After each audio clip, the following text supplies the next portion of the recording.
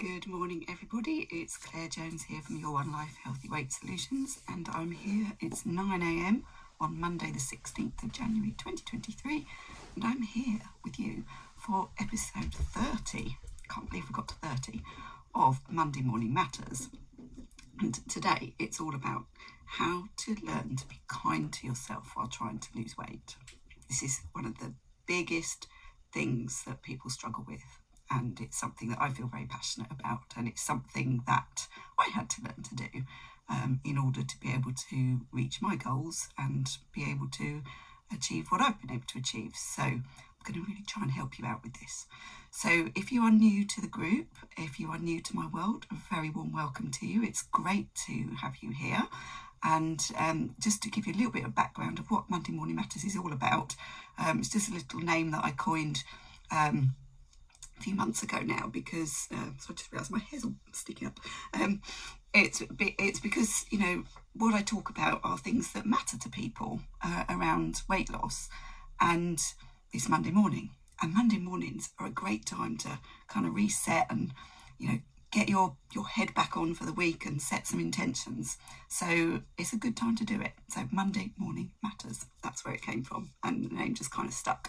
Now, obviously, you don't have to watch live. I appreciate not everybody can do Monday morning at 9 o'clock. And I have tried doing things at different times over the week, and I've settled on Monday morning at 9 o'clock for the reason I just explained, but also because that's the best time that I can fit it in my schedule. And it just seems to be the best fit. And that way, you know, anyone who wants to watch it on catch up, you can watch it. It's available, you know, within minutes after it's finished. So anyone who wants to watch it on replay can do so as soon as they're ready, and it gets sent out by email. So if you're on my email list, you will get sent the replay. It also gets added to my YouTube playlist. So if you're subscribed to my YouTube channel, you'll get a notification that it's been added. So there's all sorts of different ways that I can remind you that it's there.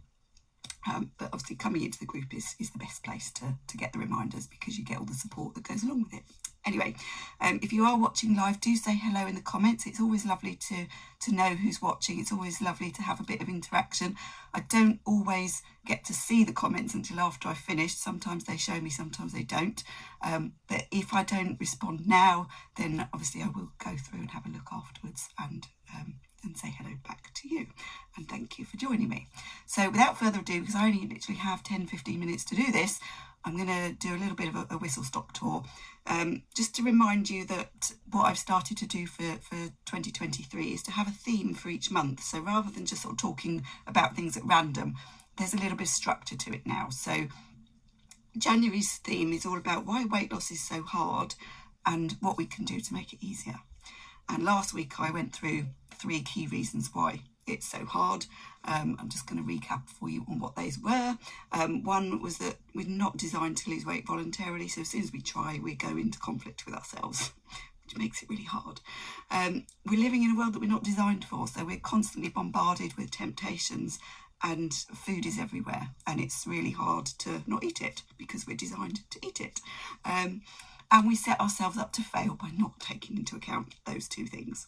And so we end up, you know, trying to do things where we want quick results, which work in the short term, but they don't tend to work in the longer run. And we tend to, you know, something happens, life happens, and then something derails us, and then we just fall back into our old ways.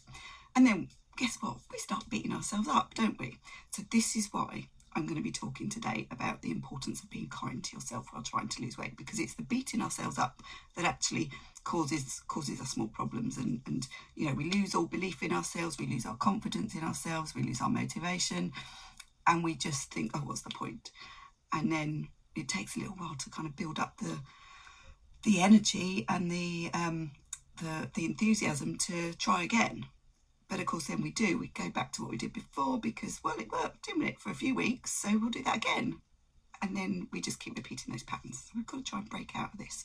So one of the ways to do this is to start treating ourselves with a bit of kindness when trying to lose weight. So there are 5 things that you can do here.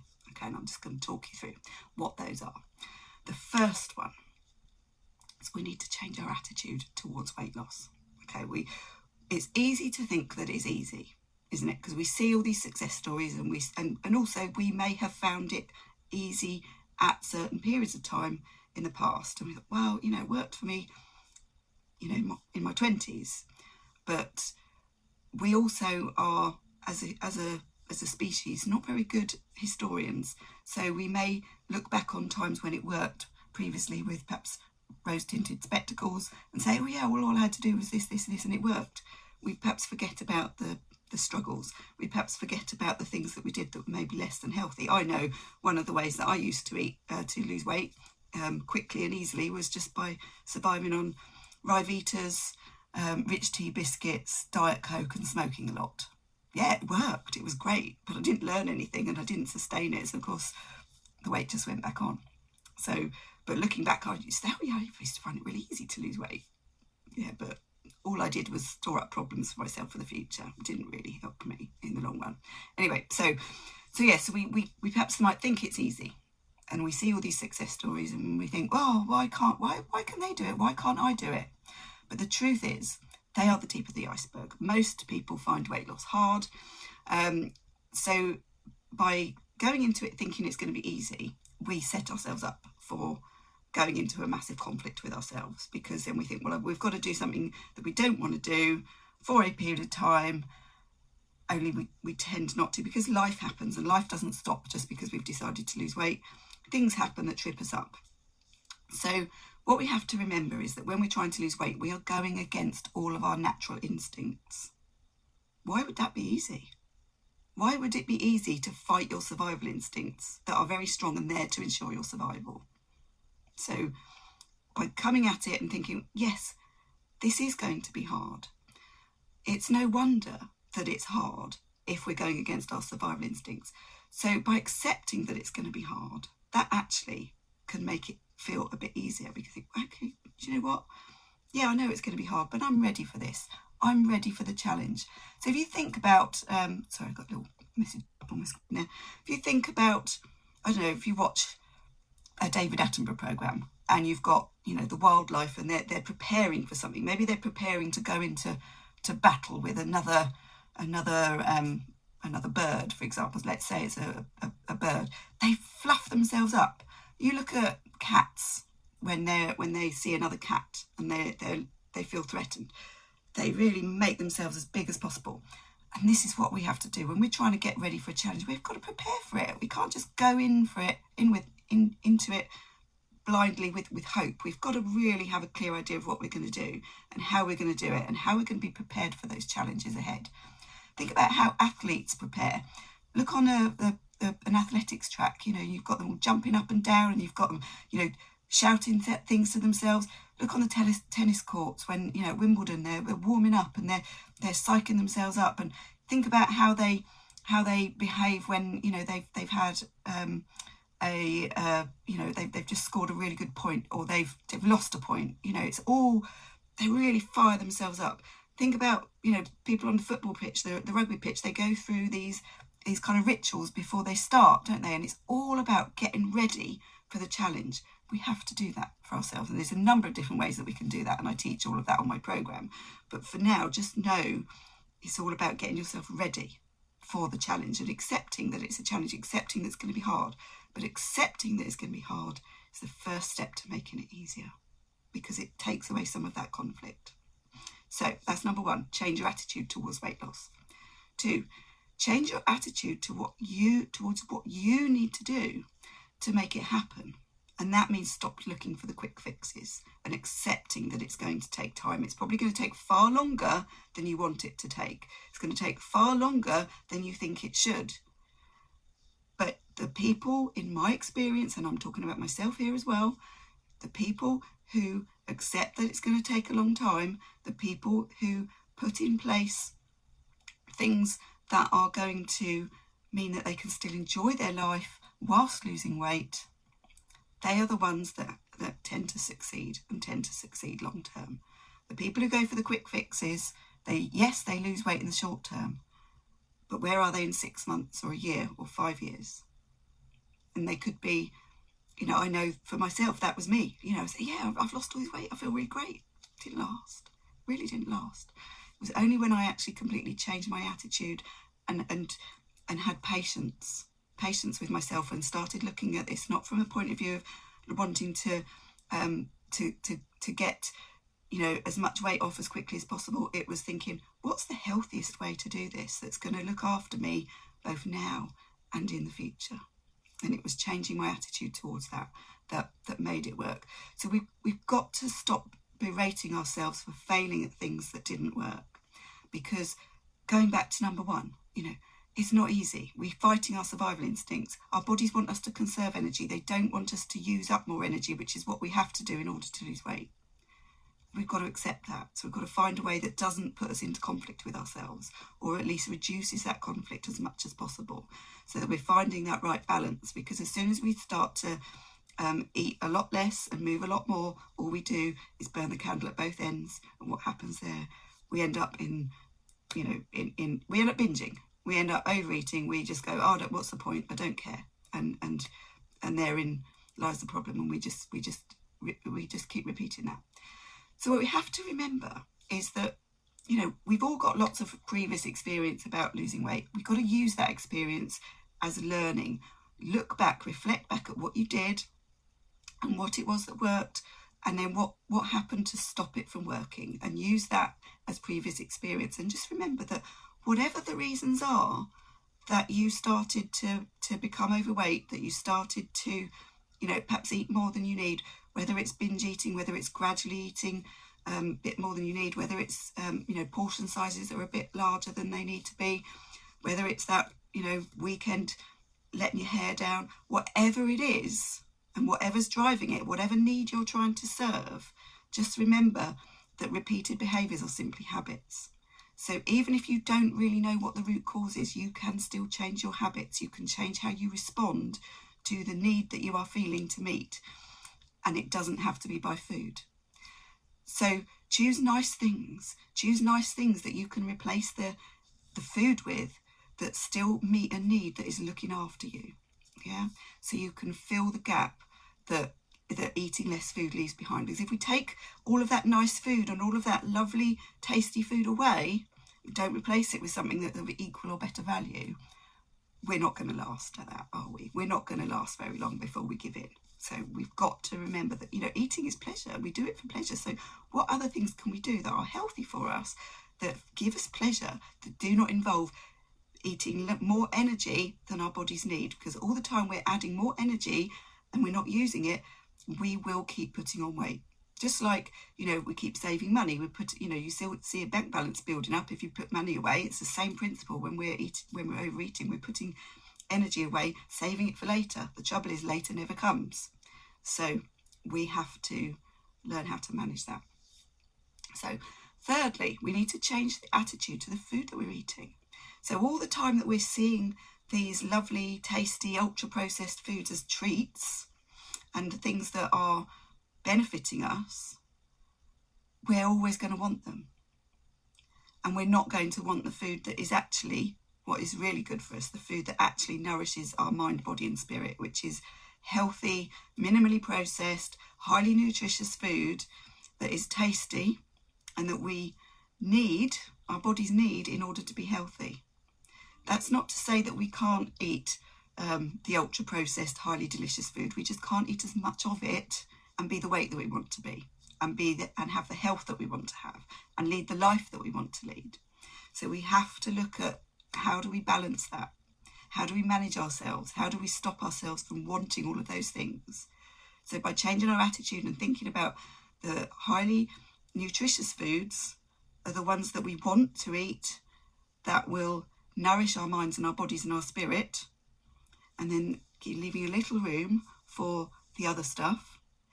If we change what we actually want, we start to change what we believe about the food that we're eating, the less we will want to eat the food that is not good for us. Think about how you feel after you've eaten some of that food. You know, I know for a fact that after I've overdone it with ultra-processed carbs, ultra-processed cakes and biscuits and crisps and all of those things, I feel really awful afterwards. And I'm not talking about emotionally, because I don't beat myself up. I don't feel guilty anymore about anything that I do in terms of eating, because I don't overeat to the extent that I used to now. But how I feel physically after eating those things is not nice. I actually can feel the impact that those foods have on my body because I'm not used to eating them in the quantities that I'm used to. And when we get used to things, we don't notice the impact. If you have a little break from them and then you go back to them, it's really clear how they make you feel. And they are not good for us. They are not good for us to keep doing repeatedly every day. So we need to get that balance. And then number four, we need to change our attitudes towards ourselves. So chances are when you're thinking about wanting to lose weight, you're doing it because you hate how you look. And I get that because that used to be me. But once I started changing my attitude to, I want to be healthy, I want to live the best life I can, I want to live as long a life I can, as healthily as possible, and not be suffering from ill health that actually I could prevent, that's when things started to really change. That's when I started to actually think, well, what am I doing to actually support that goal? And then the results started to happen because I was no longer overeating. I was no longer overeating on the foods that were causing me to keep wanting to overeat and being stuck in this cycle of wanting more and more of them and not knowing how to say no. Once I started to change my attitude towards myself and realise that I was doing this because I thought I was worth the effort, to actually nourish my mind and my body and my spirit with all of these nourishing, healthy foods and not overdoing it with alcohol, stopping smoking and not eating all of the foods that I know are not good for me in the long term and not good for me in large quantities. Once I started believing that I wanted to be healthy and actually do the things that were required, once I realised that it was worth the effort and that I was worth the effort, I started to change what I wanted to do. And I wasn't in conflict with myself because actually I wanted to do the things that would lead to that good health, rather than thinking, oh, I've got to do them, but I don't really want to. We have to change what we really want, because all the time that we want the old way, but we're trying to do the new way, we stay in conflict. So we need to work on our mindset. And again, this is all the stuff that I teach in my program. And then finally, number 5, so important, change your beliefs. You have to change your beliefs.